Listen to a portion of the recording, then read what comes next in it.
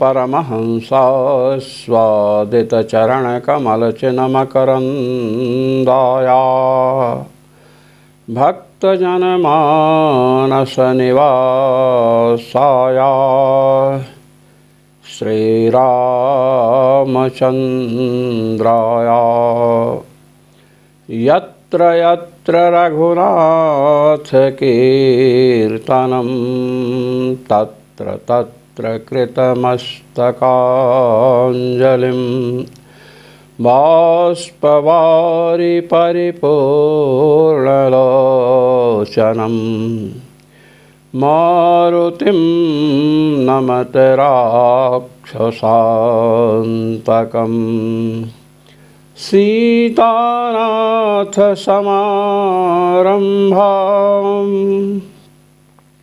रामानन्दार्यमध्यमाम् अस्मदाचार्यपर्यन्तां वन्दे गुरुपरम्परां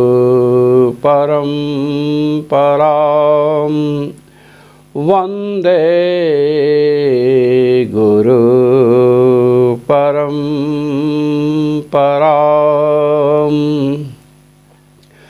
सर्वेश्वर श्री रघुनाथो विजयते तराम। आज हम चतुर्थ अध्याय के चतुर्थ पाद में प्रविष्ट हो रहे हैं। संपद्य विर्भावः स्वेन शब्दात्। चतुर्थ अध्याय के चतुर्थ पाद का पहला सूत्र है।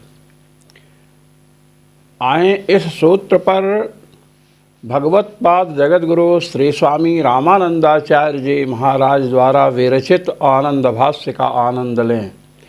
एवं ब्रह्मविदो अर्चिरादिना पुनरावृत्तिवर्जितं गमनं तेन च ब्रह्म प्राप्तिमभिधाय मुक्तानामैश्वर्य निर्णय इदानीं क्रियते।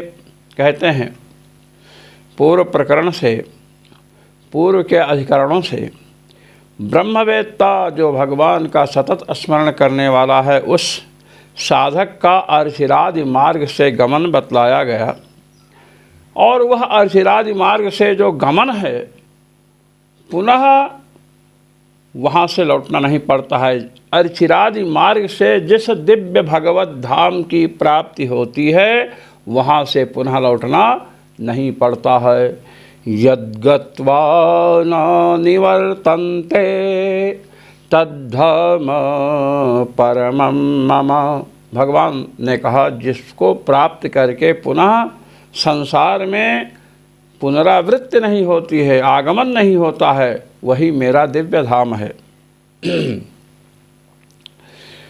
और अर्चिरादि मार्ग से जाकर के भगवत धाम पहुँच करके जीव भगवान को प्राप्त करता है। अब भगवान को जब जीव प्राप्त करता है तो ऐसे मुक्तों का ऐश्वर्य, उनका वास्तविक स्वरूप का निर्णय इस समय किया जा रहा है। तत्रेदं श्रूयते एवमेवैष संप्रसादो अस्मात् शरीरात् समुत्थाय परम ज्योतिरुपसंपद्य स्वेन रूपेण अभिनिष्पद्यते। छांदोग्य उपनिषद के 8वें अध्याय के 12वें खंड का दूसरा वाक्य है। यह संप्रसाद अर्थात जो जीव है, यह इस शरीर से निकल करके परम ज्योति परात्पर ब्रह्म परमात्मा को प्राप्त करके स्वयं रूपेण अभिनिष्पद्यते, अपने स्वाभाविक रूप से विराजमान हो जाता है। अत्र संशयः। अब पूर्व पक्षी यहाँ संशय प्रस्तुत कर रहा है। किम परम ज्योतिरुपसंपन्नस्य कर्म साध्य देवादिरूपाभिनिष्पत्तिवत् ब्रह्म विद्या साध्येन केनापि रूपेण संबंधो अनया श्रुत्याभिधीयते। पूर्व पक्षी शंका कर रहा है कि आप कह रहे हैं परम ज्योति रूप संपद्य स्वयं रूपेणाभिनिष्पद्यते। परम ज्योति वाच्य जो परमात्मा स्वयं प्रकाश ब्रह्म तत्व है, उन्हें प्राप्त करके अपने स्वाभाविक रूप से विराजमान हो जाता है। तो परम ज्योति जो परमात्मा है, उनको प्राप्त करके यह साधक जैसे अन्य कर्म करने वाले पुण्य के बल से स्वर्ग आदि की प्राप्ति करते हैं और वहाँ के देवताओं जैसे स्वरूप प्राप्त कर लेते हैं, कर्म से साध्य देवादि स्वरूप को प्राप्त कर लेते हैं और वहाँ का आनंद भोगते हैं। क्या इसी प्रकार ब्रह्म विद्या के साधक को भगवत लोक जा करके किसी देह विशेष की प्राप्ति होती है? ये प्रश्न है, शंका है। ब्रह्म विद्या साध्येन केनापि रूपेण संबंधो नया श्रुत्या विधीयते। ब्रह्म विद्या से साध्य कोई अन्य देवादि के समान स्वरूप है जिसको यह प्राप्त करता है। जैसे कर्म से वरुण लोक, आदित्य लोक, जिन भी लोकों को प्राणी जाता है तो वहाँ के देवताओं का स्वरूप प्राप्त करके उस भोग को भोगता है। तो क्या ब्रह्म विद्या के द्वारा भी साध्य कोई स्वरूप है जिसे यह प्राप्त करता है? आहो स्वित अथवा स्वाभाविकस्य स्वरूपस्यैव आविर्भावः। अथवा इसका जो स्वाभाविक स्वरूप है उस स्वरूप का प्राकट्य होता है। ये उभय कोटिक संशय है।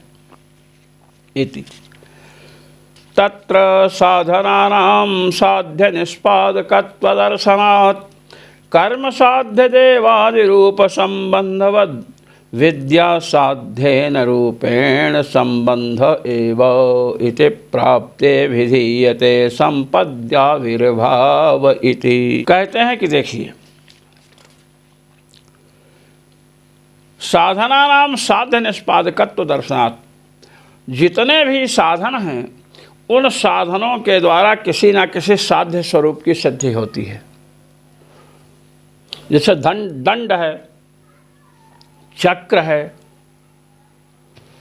ये सब कुंभकार जब इकट्ठा करता है, क्यों इकट्ठा करता है साधनों को? क्योंकि उन साधनों के द्वारा घट का निर्माण करना है। दर्श पौर्णमास याग किया, अग्निहोत्र आदि किया, उससे स्वर्ग की प्राप्ति होगी। तो स्वर्ग में एक शरीर विशेष मिलता है जिससे वहाँ के सुख को भोगते हैं। पाप कर्म करते हैं तो नरक लोक की प्राप्ति होती है, यमलोक की प्राप्ति होती है, वहाँ यातना में शरीर मिलता है। जब तक पापों का फल भोग लिया नहीं जाएगा तब तक उस शरीर का नाश नहीं होता है। उस शरीर को काट काट करके तेल में डाल देंगे, अब तेल में उबल रहे हैं, फिर भी उस शरीर का विनाश नहीं होता है, फिर यमदूत आकर के खाएंगे। इस प्रकार उस शरीर का विनाश नहीं होता है। तो जैसे पुण्य कर्म है उसके द्वारा देवादि स्वरूप की प्राप्ति होती है, पाप कर्म होता है उससे नरक भोगने के लिए यातना में शरीर की प्राप्ति होती है। तो साधन तो साध्य के संपादक होते हैं, साध्य को के स्वरूप को संपन्न करते हैं। दंड, चक्र, चीवरादि जो है ये सब घट के स्वरूप को सिद्ध करता है। तो क्या इसी प्रकार ब्रह्म विद्या रूपी साधन के द्वारा जैसे कर्म से साध्य देवादि का देह है, उसी प्रकार विद्या के द्वारा साध्य ब्रह्म विद्या की उपासना इसने की है, भगवान का सतत स्मरण किया है, तो उसके द्वारा उस उपासना के द्वारा साध्य कोई स्वरूप विशेष है क्या जिसके द्वारा वह प्राप्त करता है? होना चाहिए स्वरूप विशेष। जब साधन साध्य का संपादक होता है, साधन से साध्य की सिद्धि होती है, तो ब्रह्म विद्या रूपी साधन से किसी स्वरूप विशेष की प्राप्ति दिव्यलोक में भगवत धाम में इस जीव को होती है, ये मान लेना चाहिए। इति प्राप्ते विधीयते। इस प्रकार जब पूर्व पक्ष प्राप्त हुआ तब उसका समाधान करते हैं कि अब सिद्धांत सांप्रतम सिद्धांतो विधीयते। इस समय हम सिद्धांत का निरूपण कर रहे हैं। सुनिए, संपद्याविर्भाव इति कर्मफलस्य अनित्यत्वेन तद्दृष्टान्तस्य अत्र अनवकाशात्। कहते हैं दृष्टांत तो आपने कर्म फलों का दिया है। कर्म फल के जो साधन हैं वे संपन्न जब होंगे, साधन जब इकट्ठे हो जाएंगे तो किसी न किसी साध्य की निष्पत्ति होगी, कोई साध्य उत्पन्न होगा और उनका फल जो है, जैसे दर्श पूर्णमास याग किया तो दर्श पूर्णमास याग करने के पश्चात जब स्वर्ग जाएगा तो वहाँ देवताओं के समान उसे शरीर मिलेगा और उस शरीर से वह स्वर्ग भोगेगा। ये तो ठीक है, किंतु वह शरीर अनित्य है।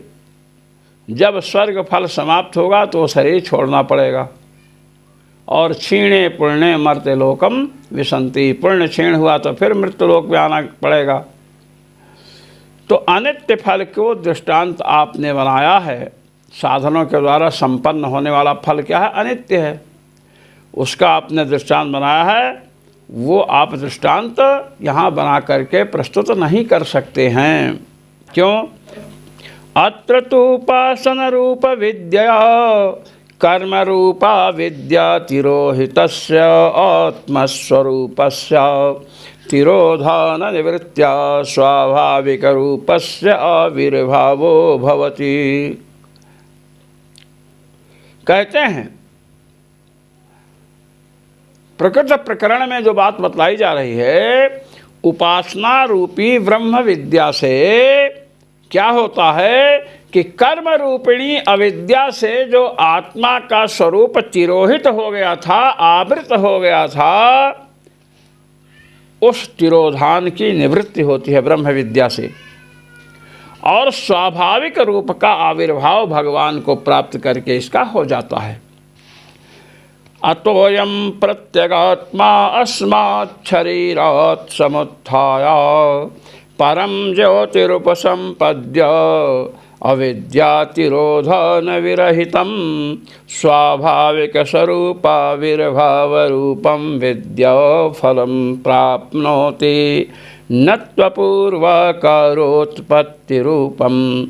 इसलिए ये प्रत्यगात्मा जो जीव है इस शरीर से निकल करके परम ज्योति परमात्मा परब्रह्म को प्राप्त करके कहते हैं अविद्या तिरोधान विरहितम, अविद्या के द्वारा जो स्वरूप आवृत किया गया था उससे भिन्न, अविद्या के द्वारा आवृत जो स्वरूप है उस स्वरूप से भिन्न स्वाभाविक स्वरूप को प्राप्त करता है। स्वाभाविक स्वरूप इसका जो है आविर्भूत हो जाता है।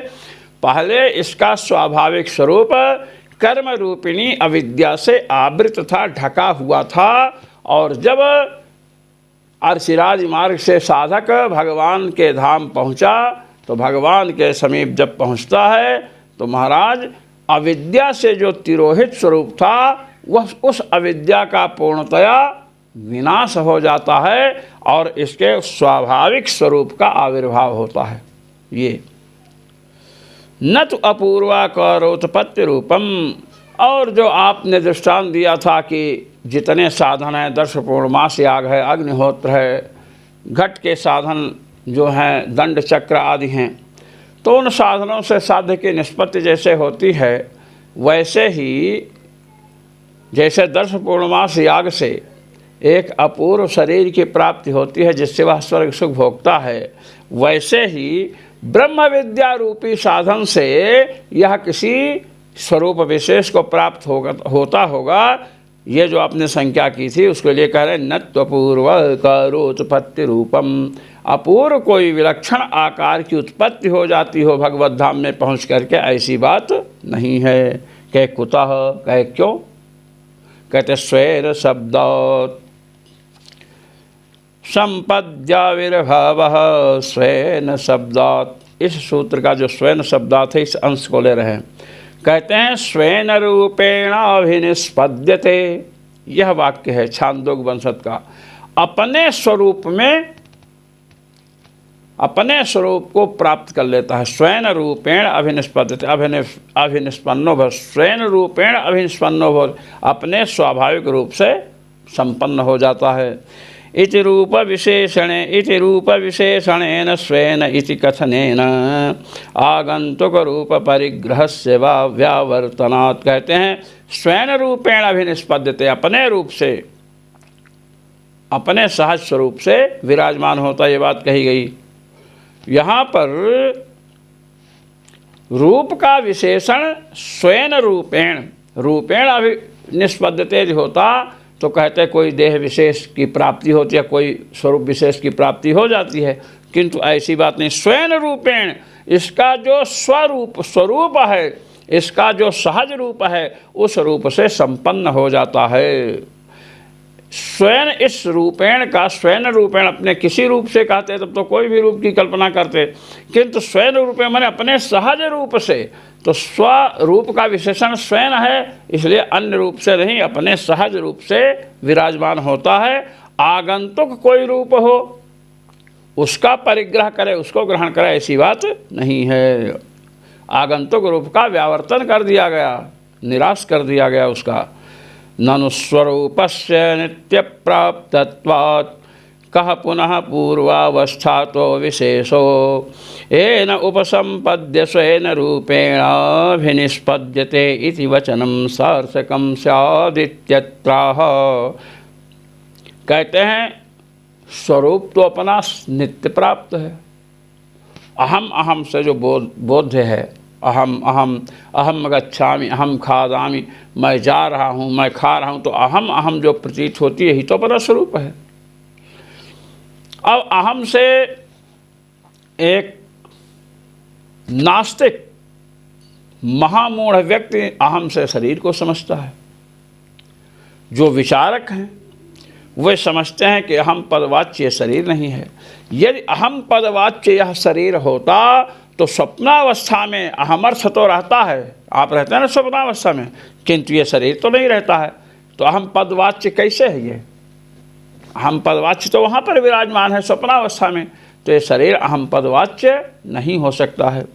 अब ये कहें कि स्वप्नावस्था में जो शरीर दिखाई पड़ता है वही अहमर्थ है, वही अहम पदवाच्य है, तो ये भी नहीं कह सकते हैं, क्योंकि सुषुप्त अवस्था में जब जाते हैं, जब प्रगाढ़ निद्रा में जाते हैं, तो वहाँ पर अहमर्थ तो रहता है, क्योंकि सो करके जब उठते हैं तो यह स्मरण होता है, सुखमहम स्वाप्सम न किंचिदवेदिशम।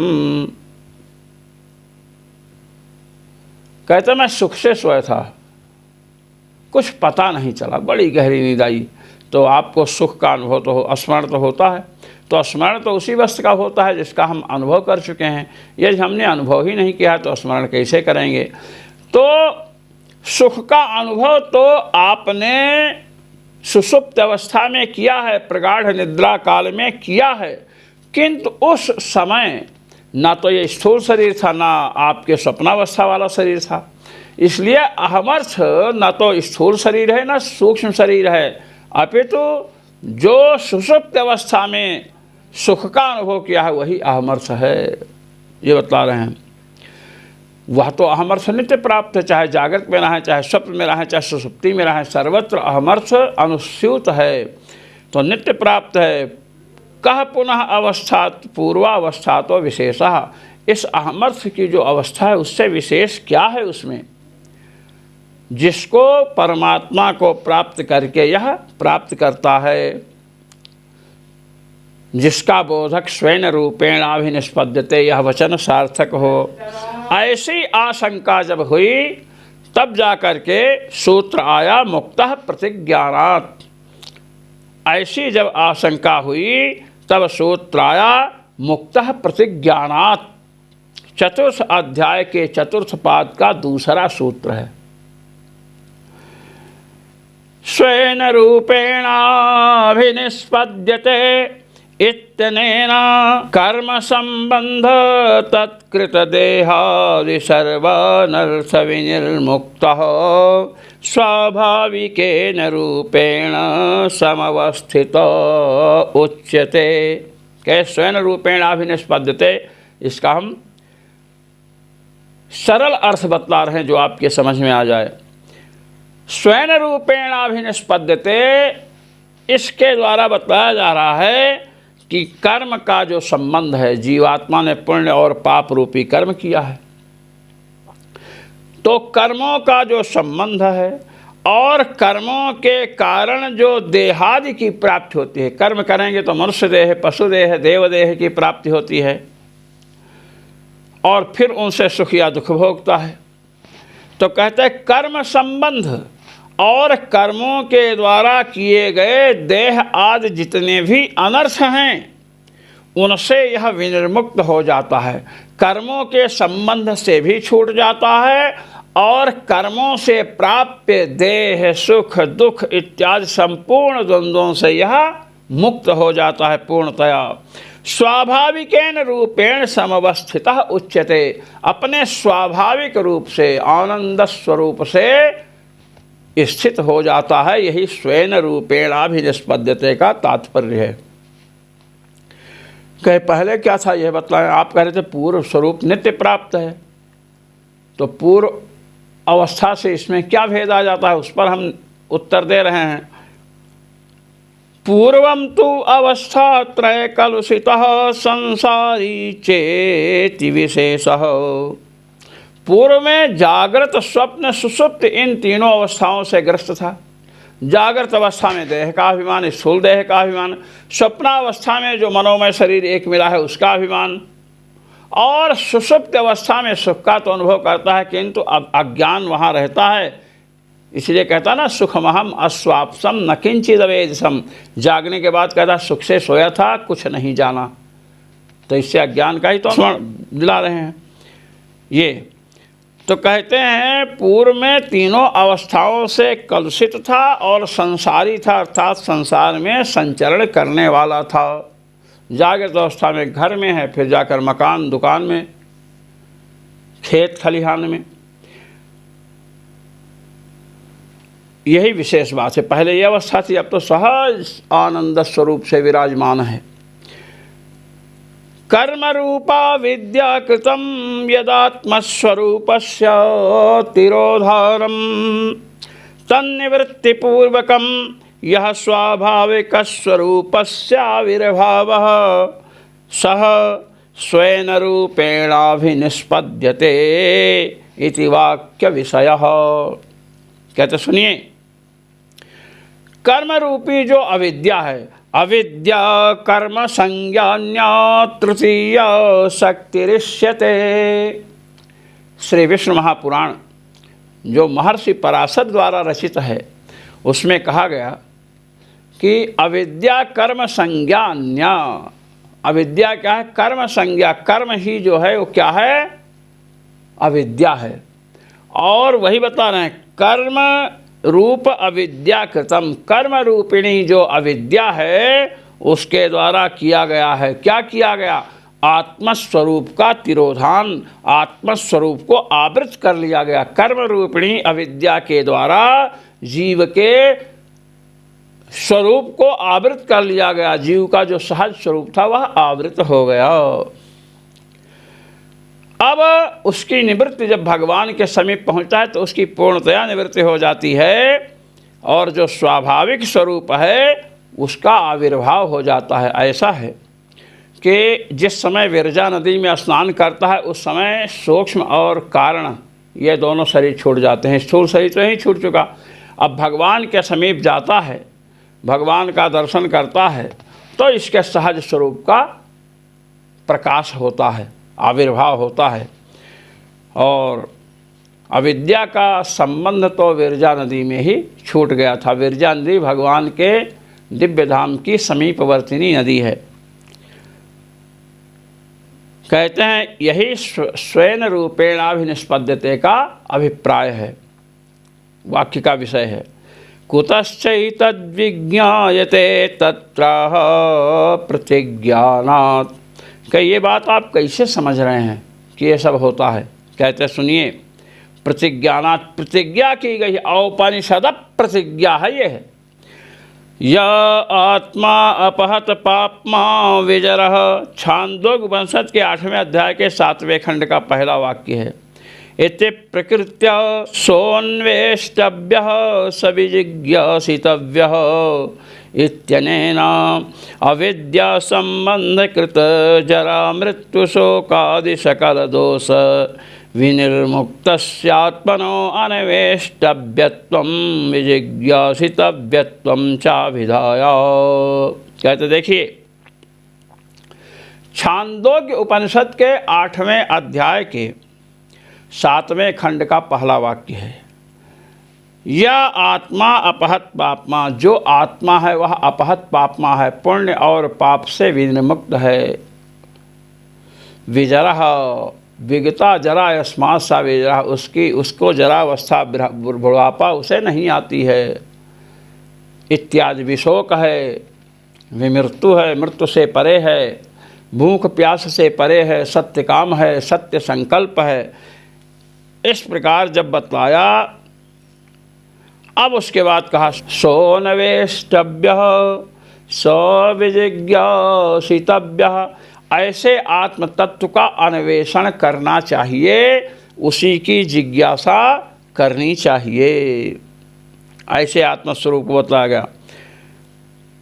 यस्तादृशात्मानं विजानाति सा सर्वांश्च लोकानाप्नोति सर्वांश्च कामान् इति तादृशात्मस्वरूपविदः सर्वलोक सर्वकामप्राप्तेः प्रतिज्ञानात्। कहते हैं, जो पाप पुण्य से रहित है, मृत्यु वृद्धावस्था शोक आदि से दूर है, भूख प्यास से रहित है, सत्य काम है, सत्य संकल्प है, उस आत्मा का अन्वेषण करना चाहिए। सोनवेष्टव्य, उस आत्मा का अन्वेषण करना चाहिए, उसी की जिज्ञासा करनी चाहिए। ऐसे आत्म तत्व में अन्वेष्टव्यत्व और विजिज्ञासितव्यत्व को बतला करके कहते हैं, ऐसे आत्मा को जो जानता है, ऐसे आत्मा का जो साक्षात्कार कर चुका है, सा सर्वांश्चा लोकान आपनोति सर्वांश्चा कामान, वह संपूर्ण लोकों को प्राप्त कर लेता है और संपूर्ण मनोरथों को, संपूर्ण भोगों को प्राप्त कर लेता है। सर्वांश्चा कामान, काम्यन्ते इति कामाः भोगाः, संपूर्ण भोगों को प्राप्त कर लेता है, ये कहा गया है।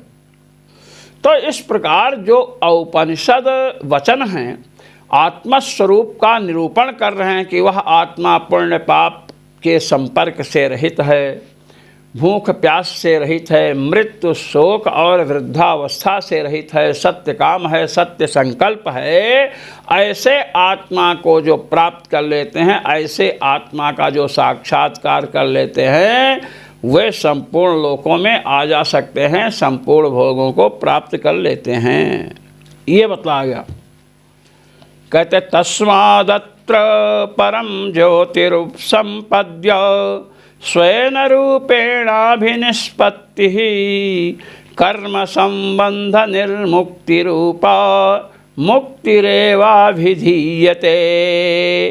स्वाभाविक स्वरूपाविर्भावः स एवास्य जीवात्मना इति। कहते इसलिए जो पहले कहा गया कि एष संप्रसादो अस्मात् शरीरात् समुत्थाय परम ज्योतिरुपसंपद्य स्वेन रूपेण अभिनिष्पद्यते, ये जो अब बात कही गई थी तो उसे बताया गया, परम ज्योति जो परमात्मा है उन्हें प्राप्त करके अपने सहज स्वरूप से स्थित हो जाता है।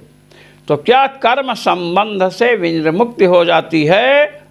कर्म संबंध से जो निर्मुक्ति है, देहादि अनर्थों से जो मुक्ति है, यही मुक्ति कही गई है।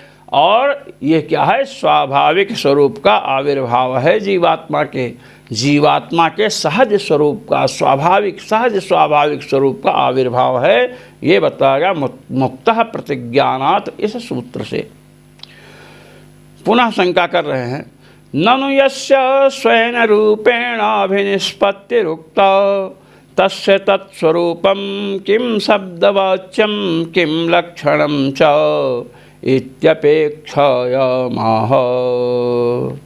कहते हैं यस्य स्वेन रूपेण अभिनिष्पत्ति उक्ता, अभी जिस आत्मा को बताया गया कि वो अपने सहज स्वरूप से समवस्थित हो जाता है, विराजमान हो जाता है, तस्य तत्स्वरूपम किम शब्दवाच्यम, उसके उस स्वरूप को किस शब्द से कहा जाए और किस लक्षण से उसे बतलाया जाए।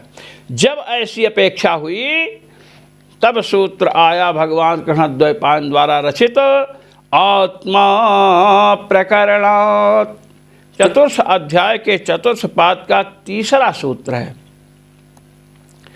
अयमात्मा स्वरूपेण अपहत पापमत्वादि गुणक एव। कहते देखिए, आपने कहा जो अपने सहज स्वरूप को प्राप्त करता है उसका सहज स्वरूप क्या है, तो कहते हैं अयम आत्मा, ये जो आत्मा है ना, स्वरूपतः अपने सहज स्वरूप से क्या है, पाप पुण्य के संस्पर्श से रहित है। विजरो विवृत्तुर्विशोको विजिघत्सो पिपासः सत्य कामः सत्य संकल्पः, वृद्धावस्था से रहित। देखिए, ये आत्मा पुण्य पाप से असंस्पृष्ट, विजरा वृद्धावस्था से रहित, विमृत्यु मृत्यु से रहित, विशोकः शोक से रहित, विजिघत्सो पिपासः भूख और प्यास से रहित, सत्य कामः सत्य संकल्प, सत्य काम है और सत्य संकल्प, 8 गुण। ये एष आत्मा अपहत पापमा विजरो विमृत्युर्विशोको विजिघत्सो पिपासः। विजिघत्सा माने भूख से रहित, अपिपासा माने प्यास से रहित, सत्य काम माने सत्य काम है, सत्य संकल्प सत्य संकल्प है ये आत्मा। इस प्रकार आत्मा का जो गुण है यही आत्मा का सहज स्वरूप है। उन गुणों से समस्थित रहता, उस समय उसे न पाप पुण्य का स्पर्श होता है, न वृद्धावस्था आती है, न मृत्यु होती है, न शोकग्रस्त होता है, न भूख लगती है, न प्यास लगती है। सत्य काम है, सत्य संकल्प है, जो संकल्प करेगा वही हो जाएगा। कहते हैं कि अपहत पाप मत्वादि गुण का, आपने कहा अपहत पाप मत्वादि गुण वाला है, तो कुतः कहे प्रकरणात्, कैसे कहे प्रकरण, प्रकरण में वह वाक्य पठित है। या आत्मा अपहत पापमा विजरो विमृत्युर्विशोकः, छांदोग्य उपनिषद के 8वें अध्याय के 7वें खंड का पहला वाक्य है। इति प्रकरणाद् अवगम्यते, इस प्रकरण से ज्ञात होता है। अयमाशय, कह आशय क्या है, कह सुनो। कर्म संज्ञया अविद्यया तिरोहित स्वरूप संसारी इत्युच्यते। कह आशय यह है कि कर्म है नाम जिसका, ऐसी कर्म रूपिणी अविद्या के द्वारा इसके स्वरूप का तिरोधान हो जाता है। तिरोहित स्वरूप जब होता है तब इसे संसारी कहते हैं।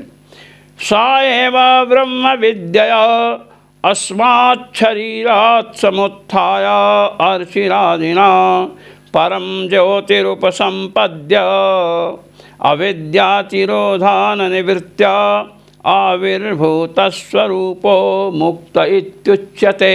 कहते वही आत्मा, वही आत्मा ब्रह्म विद्या, ब्रह्म विद्या के द्वारा, ब्रह्म विद्या क्या है, परमात्मा की सतत स्मृति, भगवान नाम जप कर रहे हैं, भगवान की अष्टयाम लीला का चिंतन कर रहे हैं, आत्म स्वरूप का चिंतन कर रहे हैं, यही है ब्रह्म विद्या। इस शरीर से निकल करके अर्चिरादि मार्ग से होता हुआ परमात्मा को प्राप्त होता है, और उनको प्राप्त करके अविद्या का जो तिरोधान था, अविद्या का जो आवरण पड़ा हुआ था, कहते हैं उसकी निवृत्ति हो गई। अविद्या की निवृत्ति तो विरजा नदी में हो गई, परमात्मा के समीप पहुँच करके सहज स्वरूप में समवस्थित होता है। आविर्भूत स्वरूपो मुक्त इत्युच्यते, आविर्भूत स्वरूप हो जाता है, वो मुक्त हो जाता है, ऐसा कहा गया है। अस्य चात्मनो अपहत पापमत्वादि सत्य संकल्पत्वान्ता ये गुणा ये चा ज्ञानानंदादयो गुणास्ते संसार दशायाम तिरोहिता आसन। कहते हैं जो ये आत्मा है ना, इस आत्मा के अपहत पापमत्व, विजरत्व, विवृत्तत्व, विशोकत्व, विजिघत्सत्व, अभिपासत्व, सत्य कामत्व, सत्य संकल्पत्व, ये जो गुण हैं, सत्य संकल्पत्वान्ता गुणाः, सत्य संकल्पत्व पर्यंत जो गुण हैं, और ये चा ज्ञानानंदादय, और इसके जो इसका स्वरूप ज्ञानानंद स्वरूप है, ज्ञानानंद गुण वाला है, तो कहते हैं ज्ञानानंदादि जिसके गुण हैं वे सब संसार दशा में तिरोहित थे, आवृत थे, ढके हुए थे। ततस्त एव गुणा विद्या विनष्टे कर्म बंधे परज्योतिरूपसंपन्नस्य आविर्भवन्ति। तो जब यह भगवान की उपासना किया, भगवान की सतत स्मृति इसे होने लगी, तो अर्चिराज मार्ग से शरीर छोड़ करके अर्चिराज मार्ग से होता हुआ विरजा नदी में पहुंचा, वहाँ स्नान किया। वहाँ पर सूक्ष्म और कारण ये दोनों शरीर छूट गए, भगवत धाम में प्रविष्ट हुआ, भगवान का दर्शन किया और वहाँ पर सत्य संकल्पत्वादि गुणों का आविर्भाव हो गया, 8 गुणों का, और ज्ञान और आनंदादि पूर्णतया विकसित हो गए। समग्र ब्रह्मांड का इसे ज्ञान हो जाता है, संकल्प मात्र से कुछ भी कर सकता है, ऐसी स्थिति हो गई। जो गुण हमने बताया, अपहत पाप मत्वादि गुण, सत्य संकल्पत्व पर्यंत, ये गुण विद्या के द्वारा जब कर्म का बंधन विनष्ट कर दिया गया तो परमात्मा को प्राप्त करके यह गुण आविर्भूत हो जाते हैं। यही इसकी मुक्तावस्था है, सहज स्वरूप से समवस्थित हो जाता है। परानंदमयो भूत्वावस्थानम फलमुच्यते। परम आनंदमय यह हो जाता है, यही सहज मुक्ति है। तथा चोक्तम का यही बात विष्णु धर्मोत्तर पुराण में कही गई है। यथा न क्रियते ज्योत्स्ना मल प्रक्षालनान्मणे हैं दोष प्रहणान्न ज्ञान मात्मनः क्रियते तथा। कहते हैं जैसे मणि है, तेजस्वी मणि का जब प्रक्षालन करते हैं तो उसमें जो मल लगा था वो दूर हुआ, तो उसकी ज्योत्सना फैलने लगी, उसकी किरणें फैलने लगी। मल के अपाकरण से मणि में ज्योत्सना की उत्पत्ति नहीं हुई है। ऐसे ही भगवद उपासना रूपी ब्रह्म विद्या के द्वारा कर्म बंधन रूपी अविद्या का जब विनाश हुआ, जब अविद्या रूपी दोष का प्रहाण हुआ, तो उससे आत्मा का स्वाभाविक जो ज्ञान है, स्वाभाविक जो स्वरूप है, जो उसका आनंद स्वरूप है, वह स्वयं प्रकाशित होने लगा। जैसे मणि में किरण की उत्पत्ति नहीं की गई है मल के अपाकरण के द्वारा, अपितु वह पूर्व से विद्यमान थी, इसी प्रकार आत्मा में ज्ञान आनंदादि गुण पूर्व से विद्यमान हैं। अविद्या का विनाश ब्रह्म विद्या से होने पर आत्मा में ज्ञान की उत्पत्ति नहीं की जाती है, आनंद की उत्पत्ति नहीं की जाती है, अपितु पूर्व से विद्यमान जो ज्ञान और आनंद है, उसका जो स्वयं प्रकाश स्वरूप है, वह प्रकाशित होने लगता है। यथोदपान करणात् क्रियते न जलांबरम सदैव नीयते व्यक्ति मसतः संभवः कुतः। कहते हैं जैसे कुआं खोद रहे हैं, उदपान कहते हैं कुआं को, तो कुआं खोदते हैं तो नीचे जल पैदा किया जाता है क्या?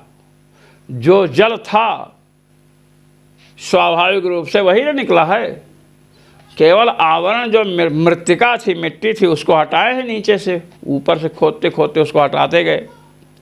जैसे कुआं खोदने से जलांबर अर्थात जलाकाश को उत्पन्न नहीं किया गया, कुआं खोदे तो जल जो नीचे था वही निकला है, उसको उत्पन्न नहीं किया गया। तो जल को उत्पन्न नहीं किया गया तो जलाकाश को कैसे उत्पन्न किया गया, ये बात है। सदैव नीयते व्यक्तिम असतः संभवः कुतः। सद व्यक्ति में वो नियत है, जो सत्य पदार्थ है उसी की प्राप्ति होती है, असत की प्राप्ति नहीं होती है। तो जैसे यहाँ मिट्टी को हटाया जल प्रकट हो गया, इस जल को पैदा नहीं किया गया, इसी प्रकार अविद्या जो कर्म रूपिणी अविद्या है उससे आत्मा का स्वरूप तिरोहित था।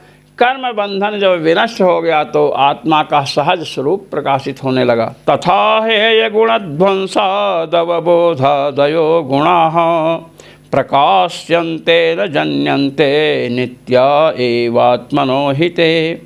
कहते हैं तथा हे गुणध्वंसात्, हेय जो गुण हैं उनका विध्वंस करके अवबोध ज्ञान आदि गुण प्रकाशित होते हैं। जैसे कुआं खोद रहे हैं, कुआं खोदे, मिट्टी निकालते गए, मिट्टी निकालते गए तो नीचे जल मिलता है। तो जल पैदा किया गया क्या? केवल उस आवरण को हटाया गया है, जो मृत्तिका रूपी आवरण था उसको हटाते गए। वैसे ही जो हे गुण हैं प्रकृति के जो गुण हैं, काम क्रोध लोभ मद मोह ईर्ष्या दंभ द्वेष पाखंड आदि गुण हैं, इन गुणों की जब आत्यंतिक निवृत्ति हो गई, भजन करते करते, भगवान की उपासना करते करते जब भगवान का हृदय में प्रकाश होने लगा और कामक क्रोध लोभादि गुणों का आत्यंतिक अभाव होने लगा, तो महाराज भगवान की सतत स्मृति होनी आरंभ हो जाती है। और ऐसी स्मृति जिन साधकों को प्राप्त है, वे साधक जब शरीर को छोड़ते हैं तो अर्चिराज मार्ग से जाते हैं, प्रकृति मंडल को पार करते हैं और विरजा नदी में स्नान करते हैं, तो सूक्ष्म और कारण शरीर छूट जाता है, स्थूल तो यहीं छूट गया है। और उसके बाद भगवान के समीप जाते हैं, भगवान का दर्शन प्राप्त करते हैं, भगवान का साक्षात्कार प्राप्त करने के बाद उनका सहज स्वरूप, भगवान के समीप पहुँचे तो सहज स्वरूप प्रकाशित हो गया। भगवत प्राप्ति यही है, भगवान के दर्शन मात्र से, भगवान के सानिध्य मात्र से सहज स्वरूप की अभिव्यक्ति हो गई। तात्पर्य यह कि भगवद उपासना रूपी ब्रह्म विद्या के द्वारा जब कर्म बंधन का विनाश हो गया, तो कर्म के कारण जो देह, मनुष्य देह, देव देह इत्यादि देहों की उपलब्धि हुई थी, उसमें जो हे गुण थे, काम क्रोध लोभादि अज्ञानादि, वे सब नष्ट हो जाते हैं, वे सब निवृत्त हो जाते हैं, ये तात्पर्य है। और उसके बाद जीव प्रकृति मंडल को पार करके विरजा नदी में स्नान करके सूक्ष्म और कारण शरीर को छोड़ करके भगवत धाम प्राप्त करता है। तो इससे ये हुआ कि जीव में आनंद और ज्ञान स्वतः विराजमान है, उसे अविद्या के द्वारा उत्पन्न नहीं किया जाता है। अविद्या के नष्ट होते ही वे सब स्वयं प्रकाशित होने लगते हैं। इति तस्मात् संपद्याविर्भाव इति युक्तम उक्तम। कहते हैं संपद्य आविर्भावः परम ज्योतिरूप संपद्य स्वेन रूपेणाभिनस्पद्यते। परम ज्योति जो परमात्मा है उनको प्राप्त करके अपने सहज स्वरूप में समवस्थित हो जाता, यही मुक्ति है।